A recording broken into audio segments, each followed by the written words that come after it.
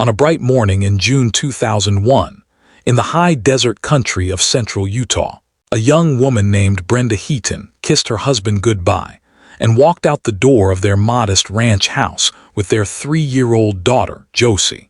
She told him she was driving to her mother's place, about 40 miles north, for a weekend visit. Her husband, Michael Heaton, said he would stay behind to work on the fence line and catch up on ranch chores. It was an ordinary departure on an ordinary Friday. Brenda buckled Josie into her car seat, turned the ignition, and drove down the long gravel driveway that connected their property to the county road. That was the last time anyone who loved her would see Brenda Heaton alive. 3 days later, hikers would find her body in a remote canyon, and the question that would haunt investigators for more than 2 decades would take root. If she was going to her mother's house, how did she end up 15 miles in the opposite direction? The town of Gunnison, Utah, sits at the edge of the Sevier Desert, a windswept expanse where sagebrush stretches toward distant mountains and the sky seems impossibly wide. In 2001, Gunnison was home to just over 3,000 people, most of them farmers, ranchers, or workers tied to the land in one way or another.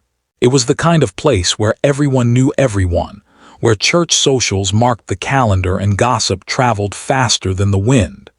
The Heaton family had lived there for generations. Michael's grandfather had homesteaded the ranch back in the 1930s, carving out a living from hard soil and stubborn cattle. By the time Michael inherited the place in his late 20s, it was a struggling operation, but it was home. Brenda Walsh had grown up 2 counties over, in a small farming community even quieter than Gunnison. She met Michael at a county fair when she was 19 and he was 23. Friends said they seemed well matched at first. Brenda was soft-spoken and thoughtful, the kind of person who noticed when someone was hurting and offered help without being asked. Michael was more reserved, quieter still, with a tendency to keep his thoughts to himself.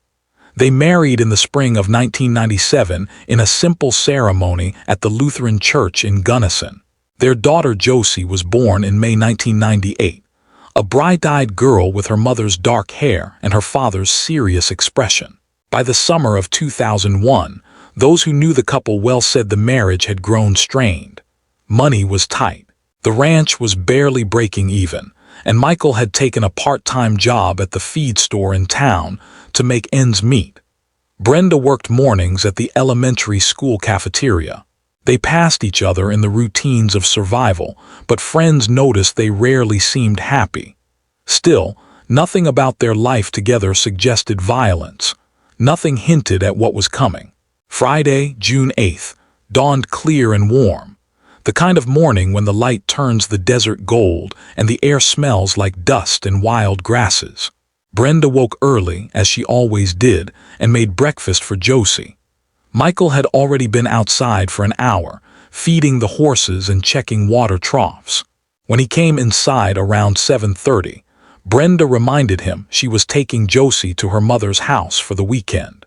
Her mother, Carol Walsh, lived in Nephi, a town about 40 miles north along Highway 89. Brenda had called her the night before to confirm the visit. Carol later told investigators she was expecting them by late morning. Michael said he told Brenda to drive safe. He said he kissed Josie on the forehead and watched them leave from the porch. He said Brenda seemed fine, maybe a little tired, but fine. He said he went back to work on the fence line after they left, and he did not see or hear from her again. Brenda's mother called the ranch house that evening around 6 o'clock. She wanted to know when Brenda and Josie were arriving. Michael answered the phone. He sounded surprised, Carol later recalled. He said Brenda had left that morning and should have been there hours ago. Carol's voice tightened. She asked if he had tried calling Brenda's cell phone. Michael said he had not. Carol hung up and tried Brenda's number herself. No answer. She tried again. No answer. She called Michael back and told him something was wrong. Michael agreed to drive out and look for them. He said he would check the route Brenda would have taken. Carol said she would do the same from her end. By 8 o'clock that evening, with the sun sinking low and the sky turning purple over the desert. Carol Walsh called the Sanpete County Sheriff's Office to report her daughter and granddaughter missing. The dispatcher took the information calmly. A woman and child, last seen that morning, driving from Gunnison to Nephi. The dispatcher asked if there had been any argument, any reason Brenda might have changed her plans. Carol said no. The dispatcher asked if Brenda had a history of disappearing or any issues that might explain a detour. Carol's voice broke. She said no, nothing like that. Her daughter was responsible. She was a good mother. Something was wrong. Deputies began checking the hospitals and highway patrol reports. No accidents involving Brenda's vehicle, a 1996 blue Toyota Camry, had been reported. No one had seen the car broken down along the highway. By 10 o'clock that night, the case was escalated. Search and rescue teams were notified. Volunteers began assembling. Michael Heaton drove to the sheriff's office to provide details and a photograph of Brenda. Deputies noted he appeared calm, almost detached. One deputy wrote in his report, "Husband cooperative but showed limited emotional response. Answered questions directly. Did not ask many questions himself." Saturday morning arrived cold and bright. Search teams fanned out along Highway 89 and the network of county roads that connected Gunnison to Nephi. Volunteers on horseback checked the sagebrush flats. Others walked the shoulders of the highway, looking for skid marks, debris, anything. The local radio station broadcast descriptions of Brenda and Josie and the blue Camry. Tips began coming in. Someone thought they saw a blue car near Levin around midday Friday. Someone else thought they saw a woman and child at a gas station in Nephi. None of the leads went anywhere. Sunday morning, 2 hikers from Provo decided to explore a canyon area called Fool Creek, about 15 miles southeast of Gunnison. The canyon was remote, accessible only by a rough dirt road that most people avoided unless they were hunting or looking for solitude. The hikers parked their truck and walked down into the canyon, following the dry creek bed. Around 10:30 in the morning, one of them noticed something pale among the rocks. They moved closer. It was a hand. The hikers ran back to their truck and drove until they found cell reception. They called emergency services. Deputies and search teams arrived within the hour. The body was Brenda Heaton. She was lying face down in a shallow wash, partially covered by brush and rocks. She had been there for days. The desert sun had done its work. Her clothing was intact. There were no obvious signs of a struggle at the scene.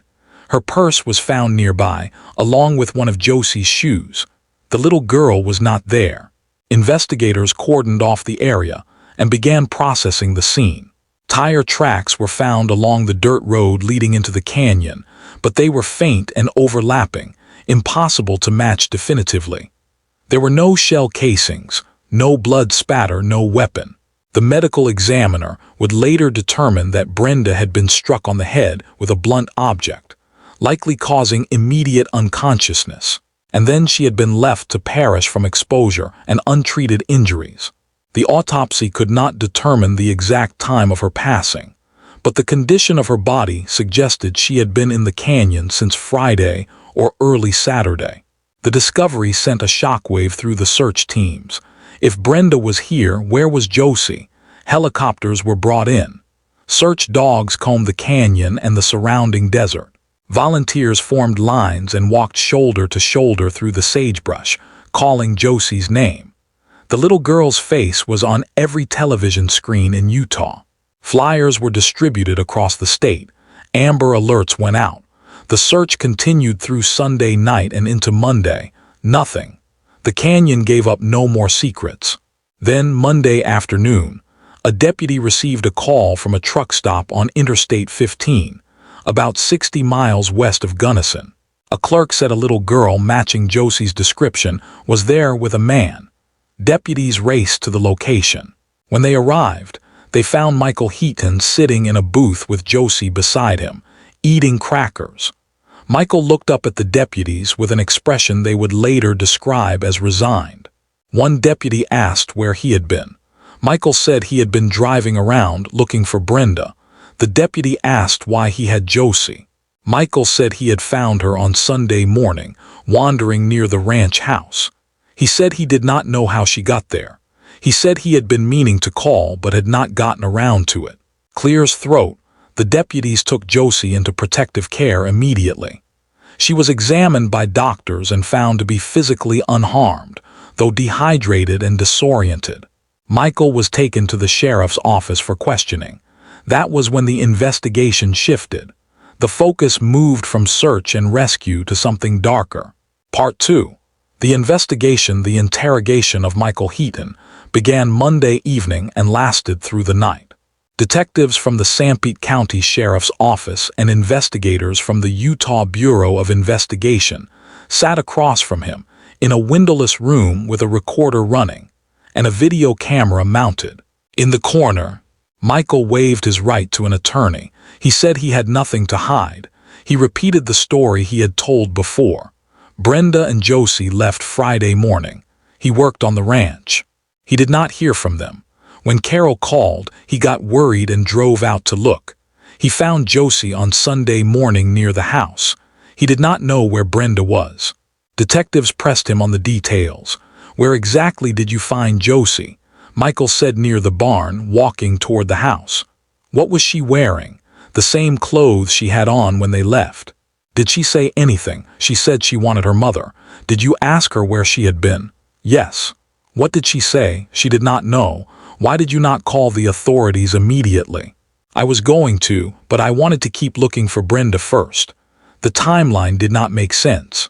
Brenda's body was found 15 miles southeast of the ranch. In a canyon she had no reason to visit if she was driving north to her mother's house. Josie had somehow returned to the ranch, but no one saw her, and Michael's explanation was vague and inconsistent. Detectives asked Michael if he had been to Fool Creek Canyon recently. He said no. They asked if his truck had been there. He said no. They asked if he could explain how Josie got from the canyon back to the ranch. He said he could not. Detectives stepped out of the room to confer. They brought in a map and spread it on the table. They asked Michael to show them the route Brenda would have taken to Nephi. He traced Highway 89 north. They asked him to show them where Fool Creek Canyon was. He pointed to it without hesitation. They asked again if he had been there. He said no. Outside the interrogation room, deputies were executing a search warrant at the Heaton Ranch. They found Michael's truck, a white Ford F-250, parked beside the barn. The odometer showed it had been driven approximately 173 miles since the last oil change, which had been logged at the Gunnison Chevron station on June 1st. Detectives calculated the distance from the ranch to Fool Creek Canyon and back, approximately 30 miles. The distance from the ranch to Nephi and back was approximately 80 miles. The distance from the ranch to the truck stop where Michael was found with Josie was approximately 120 miles round trip. The numbers were close, but not definitive. Inside the truck, investigators found a tarp in the bed, folded and tucked behind the toolbox. It was stained with what appeared to be dried mud and something darker. A preliminary field test suggested the presence of blood. The tarp was seized as evidence. In the cab of the truck, investigators found a receipt from a gas station in Salina, a town about 30 miles south of Gunnison, time-stamped Friday, June 8th, at 11:47 in the morning. The receipt showed a purchase of 12 gallons of gasoline and a bottle of water. Detectives returned to the interrogation room with the receipt. They placed it on the table in front of Michael. They asked him if he had driven to Salina on Friday. Michael looked at the receipt for a long time. He said he might have. They asked why he would drive south if he was supposed to be working on the ranch. He said he needed gas. They pointed out there was a gas station in Gunnison, much closer. He said the Salina station had cheaper prices. They asked if he had driven anywhere else that day. He said no. The interrogation continued. Detectives asked Michael about his marriage. He said it was fine. They asked if he and Brenda argued. He said sometimes, like any couple. They asked what they argued about. He said money mostly. They asked if Brenda had ever threatened to leave him. He paused. He said she had mentioned it once or twice, but he did not think she meant it. They asked if he had ever threatened Brenda. He said no. They asked if he had ever hurt Brenda. He said no. By Tuesday morning, Michael Heaton had been questioned for more than 12 hours. He had not confessed to anything. He had not significantly changed his story. Detectives did not have enough evidence to charge him, but they had enough to hold him on suspicion. The blood on the tarp would take weeks to analyze. The autopsy results were not yet complete. Josie, only 3 years old, was too young and too traumatized to provide a clear account of what had happened. Detectives released Michael on Tuesday afternoon with instructions not to leave the county. The community response was immediate and divided. Some people believed Michael was innocent, a grieving husband caught in a nightmare. Others believed he was involved. Those who knew him said he had always been quiet, maybe too quiet, the kind of man who kept his feelings locked away. Those who knew Brenda said she had seemed unhappy in recent months, distracted, maybe even afraid, though she never said why. The media descended on Gunnison. Television crews camped outside the sheriff's office. Reporters knocked on doors and asked neighbors what they remembered. The story became a fixture on the local news. Brenda's photograph appeared again and again, smiling in a picture taken at Josie's second birthday party. The tagline beneath her face read, "Who took Brenda Heaton to Fool Creek Canyon?" Weeks passed. The blood on the tarp was confirmed to be Brenda's. The autopsy report was completed. Brenda had sustained a severe blow to the back of her head, consistent with being struck by a blunt object such as a hammer or a heavy wrench. She had also sustained defensive wounds on her hands and forearms, suggesting she had tried to protect herself.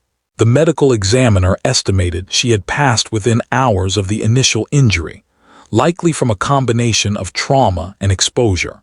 Detectives interviewed everyone who had seen Brenda in the days before her passing. A cashier at the grocery store remembered Brenda shopping on Thursday evening. She seemed normal, the cashier said, maybe a little tired.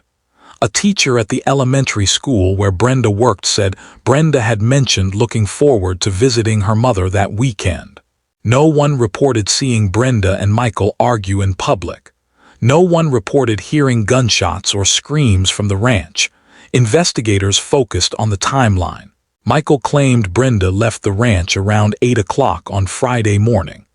The gas station receipt placed Michael in Salina at 11:47, approximately 3 hours later. The drive from the ranch to Salina was about 30 minutes. That left roughly 2.5 hours unaccounted for. Fool Creek Canyon was 15 minutes from the ranch. If Michael had driven Brenda to the canyon, that would account for some of the missing time.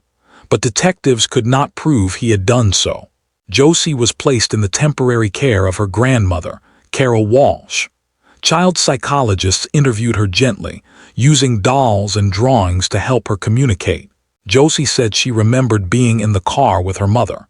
She said they stopped somewhere, but she did not know where. She said she remembered being scared. She said she remembered her father carrying her. When asked where her mother was, Josie said she did not know. She said her mother went away. The case began to stall. Detectives had circumstantial evidence but no confession, no eyewitnesses, and no clear motive. Michael Heaton maintained his innocence. His attorney advised him to stop talking to investigators. The district attorney reviewed the case and determined there was not enough evidence to file charges. The case remained open, but active investigation slowed. Michael moved out of the ranch house and into a small apartment in town. He stopped working at the feed store.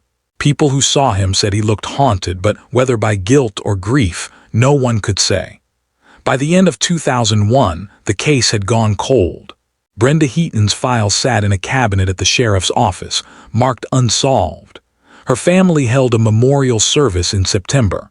Her mother, Carol, spoke briefly, her voice shaking. She said Brenda had been a loving daughter and a devoted mother. She said justice would come, even if it took years. She said she would never stop believing that. The words hung in the air like a promise and a curse. Part 3. The silence. 2 years passed, then 5, then 10. The case of Brenda Heaton faded from the headlines, though it never entirely disappeared. In Gunnison, people still talked about it in low voices at the grocery store or after church. Newcomers to the town learned the story from neighbors. The ranch where Brenda and Michael had lived stood empty for a time, then was sold to a family from out of state. The new owners knew nothing of what had happened there. The land did not remember. Michael Heaton left Utah in 2003. Some said he moved to Nevada, others said Wyoming. No one seemed to know for certain, and most people did not care to find out. He took his silence with him, and the questions followed. Josie grew up in her grandmother's house in Nephi. Carol Walsh devoted herself to raising the girl, pouring all the love she had lost for her daughter into the child who remained. Josie was a quiet girl, thoughtful and watchful, with a tendency to disappear into books and drawings.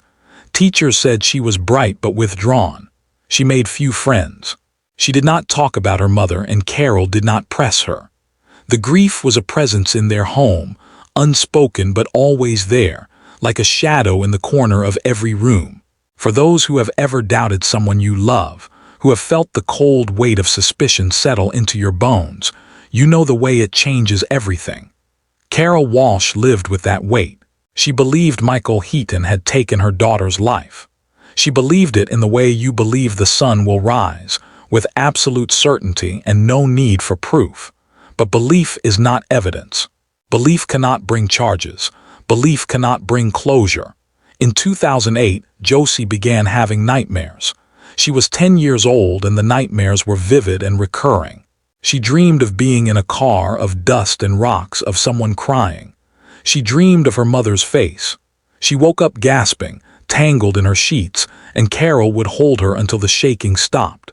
Carol took Josie to a counselor. The counselor said it was not uncommon for children who had experienced trauma to have delayed reactions, especially as they reached an age where they could process what had happened in new ways. During one session, Josie drew a picture. The counselor asked her to describe what she had drawn. Josie said it was a truck. She said it was white. She said her father was driving. She said her mother was in the back. The counselor asked where they were going. Josie said she did not know. The counselor asked what happened next. Josie put down the crayon and said she did not want to draw anymore. The counselor called Carol into the office after the session. She said Josie was beginning to remember details, fragments that might or might not be accurate. The counselor said it was important not to push her, but also important to document what she said. Carol listened, her hands clenched in her lap. She asked if the counselor thought Josie had witnessed what happened to Brenda.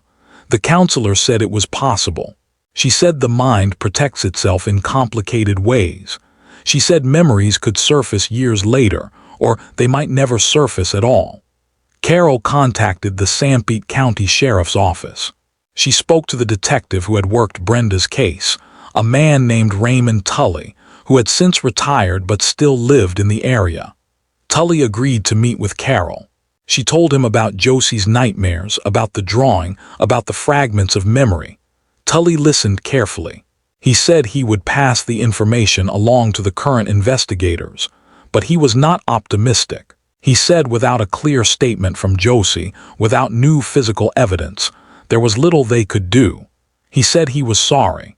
He said he had never stopped thinking about Brenda's case. The years continued to pass. Josie finished middle school, then high school. She was accepted to a community college in Provo where she studied psychology. She told her grandmother she wanted to understand how the mind worked, how people processed trauma, how they survived what seemed unsurvivable. Carol did not ask if Josie was thinking about her own experience. She did not need to. In 2017, Carol Walsh was diagnosed with cancer.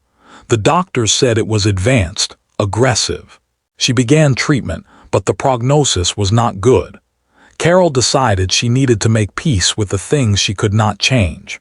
She also decided she needed to try one more time to find justice for her daughter. She reached out to a victims advocacy group in Salt Lake City. The group connected her with a cold case unit that had been formed within the Utah Attorney General's office. The cold case unit reviewed Brenda Heaton's file. They saw the same evidence the original investigators had seen.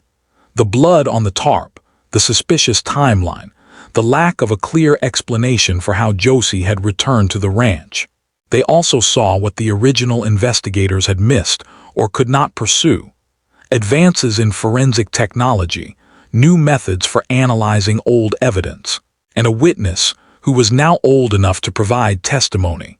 In early 2018, two investigators from the cold case unit, a woman named Laura Finch and a man named David Ortega, drove to Provo to meet with Josie Heaton.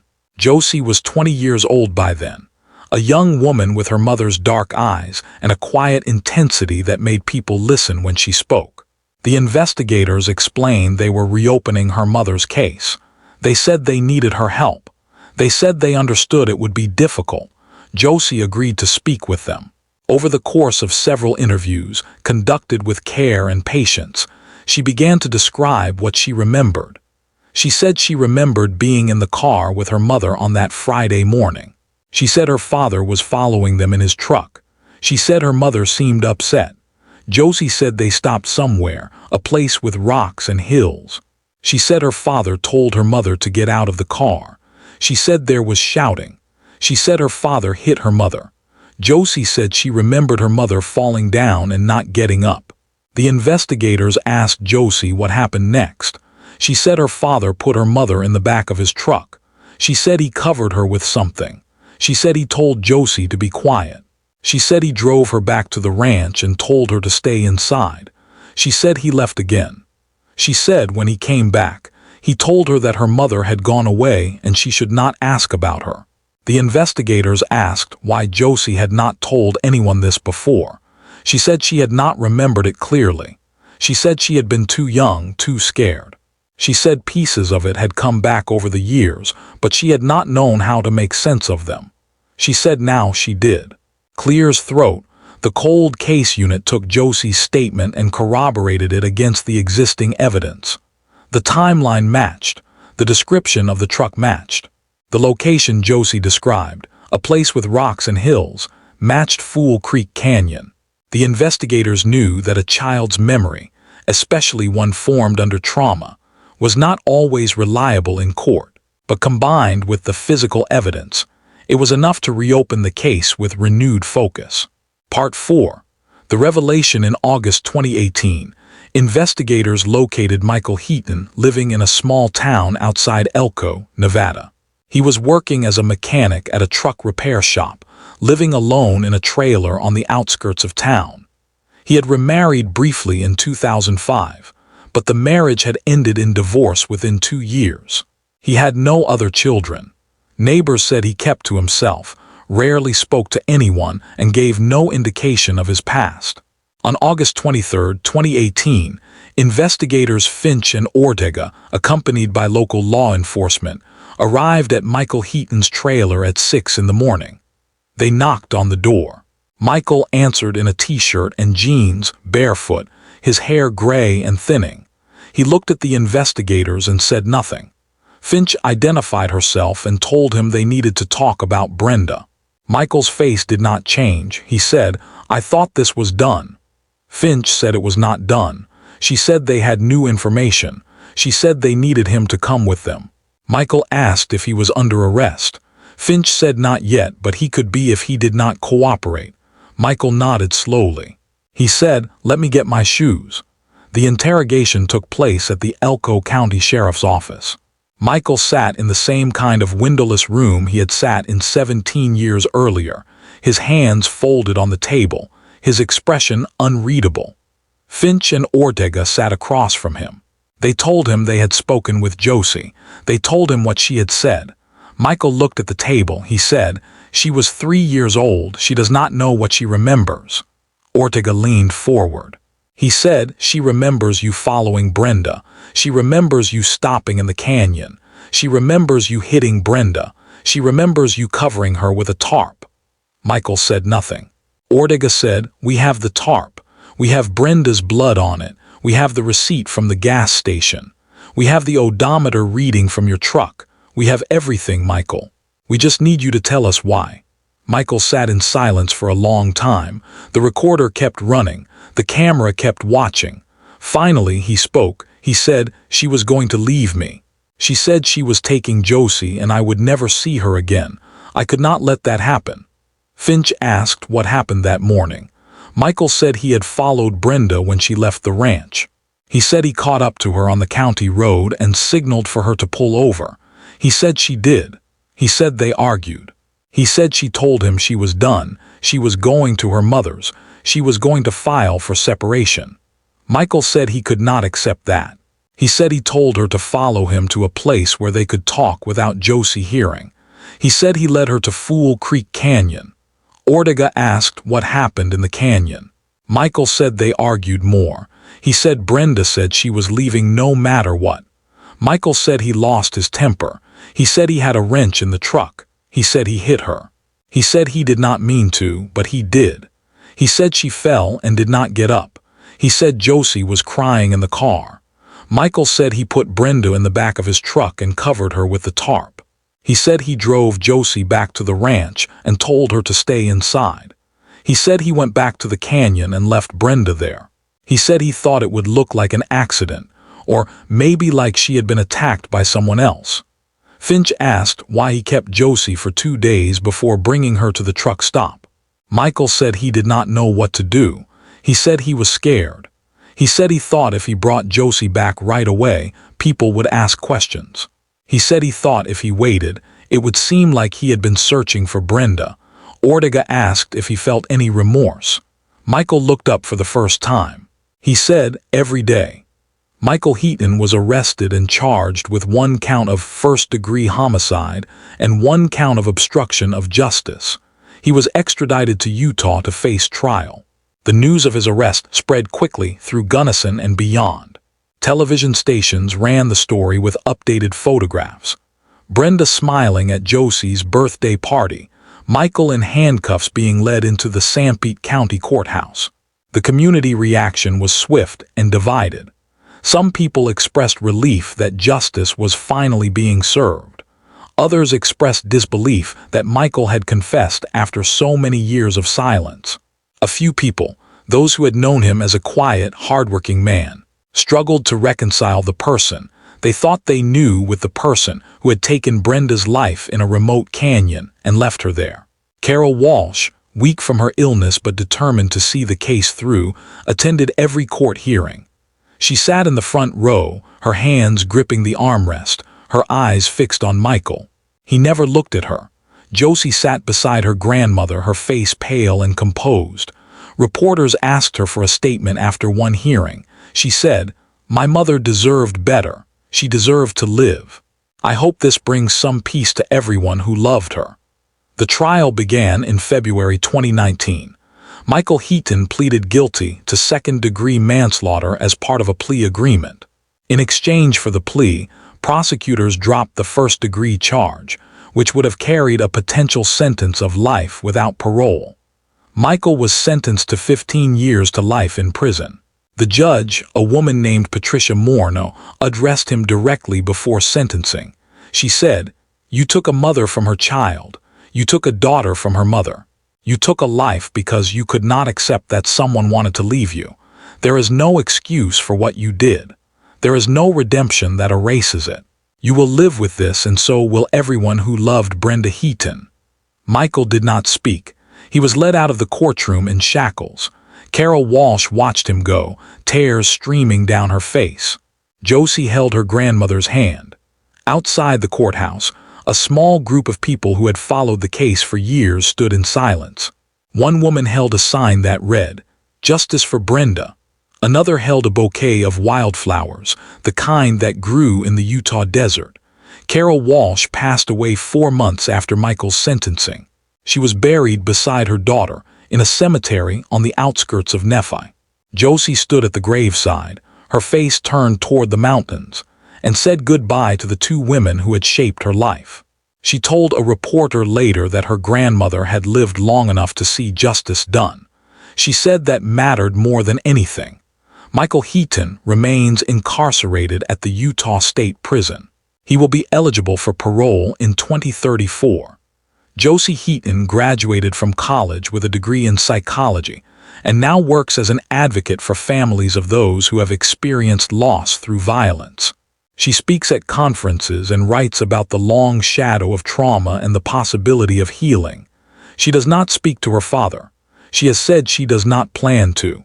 Closing the case of Brenda Heaton is a story of silence and its consequences. It is a story of how a man's need for control led to an irreversible act of violence, and how a child's fragmented memory, carried for years, finally became the key to justice. It is a reminder that the truth has a way of surfacing, even when it is buried in the desert, even when it is locked away in the mind of a child too young to understand what she witnessed. Brenda Heaton was 30 years old when she passed. She was a mother, a daughter, a woman who wanted something better for herself and her child. Her life mattered. Her story matters. The years it took to bring her justice do not diminish that. They only underscore how difficult it can be to hold the truth in your hands and know what to do with it. If this story mattered to you, subscribe and hit the bell. Share the episode. Someone somewhere may still be waiting to be heard.